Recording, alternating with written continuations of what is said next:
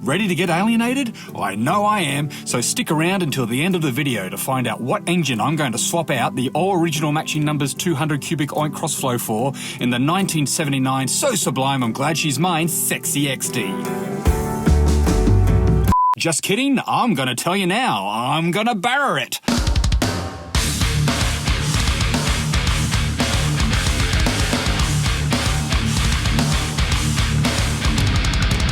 Boo! Hiss! This is utterly disgusting news, I hear some folks say in a digital way. And that's cool. I don't want them to pity the fool. I'm not here to change jeers to drool. I'm just sharing my experience because, hey, it's fun for me and hopefully it's fun for some of you.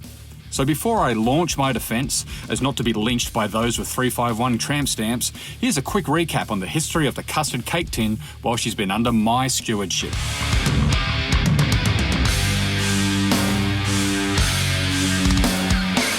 I bought the 3.3 litre 3-speed column shift automatic 1979 Falcon GL wagon resprayed in the original Ghost Gun beige in early 2020.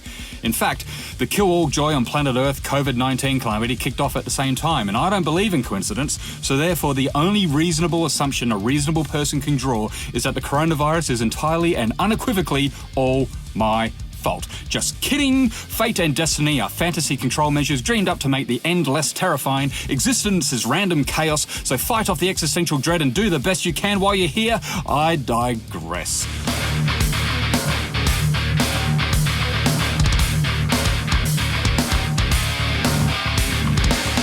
I managed to keep my 6'7" frame motivated enough to purchase the wagon from Marcus Sakanovich, you know, the Z-Man, who's recently been tearing up the TCM field like wet cake, and for fuck's sake, if you don't follow TCM, get on it like a fat kid on a cupcake.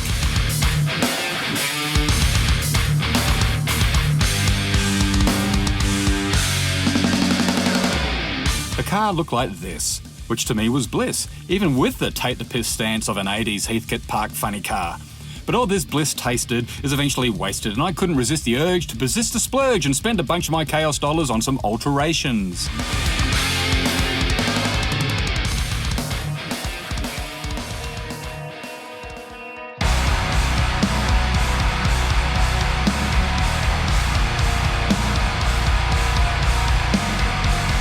The car came with S-Pack wheels, which I still own because of course I do. However, I graded up in my utterly worthless online opinion with this set of performance Formula Mesh wheels in gold. 17 inches, which is the same length as the diameter of my wheels, if you know what I'm saying. I love them.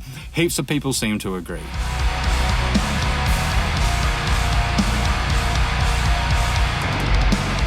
Next came the RRS rack and pinion steering upgrade, which I adore, but some people think I should still have directional arguments with all the bends and corners because damn it, Daddy did and so will I. To those people I say get bent because my steering sure as shit isn't.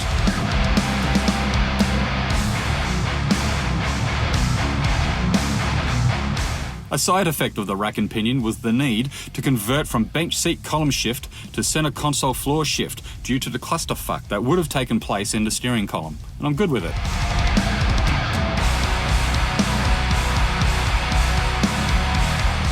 That brings us up to date and not a moment too soon, so let's explore the engine swap topic and why I've made the decision to go with a Barra.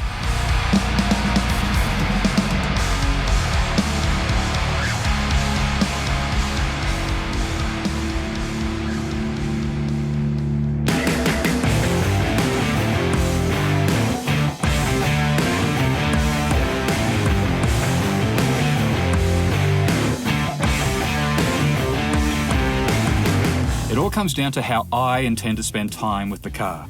If it was purely a car for shows, then A, I wouldn't have bought a beige wagon, and B, I would certainly put a period correct V8 in it. But this car is to be used as an all-seasons workhorse. It's also not going to be sold, so I'm not ruining a sale that is never going to happen.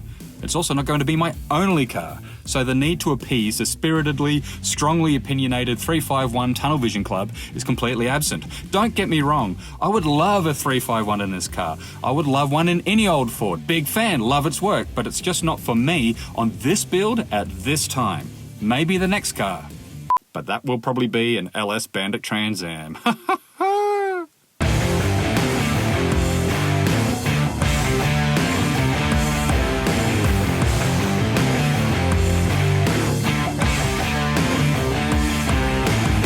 Why don't you like, comment, and subscribe?